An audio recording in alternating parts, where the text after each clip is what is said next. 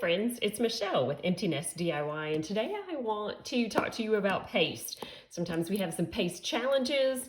As you can see, sometimes when you buy jars of paste, they get a little dry and sticky. So what do you do other than throw this paste jar away? Please don't do that because you can revive it. So what I've done is I want you to take your paste jar and we're going to add just some really hot water to it, and I'm going to let it sit for about 5 minutes, and then we'll come back and check on it. To my multi-tool, it's a little bit stronger and works kind of actually a whole lot better in instances where your paste is just really thick. So I'm just going around the edges and just kind of smushing it down, trying to work some of this water into it. So that's what I want you to do. Just keep working it and keep stirring it.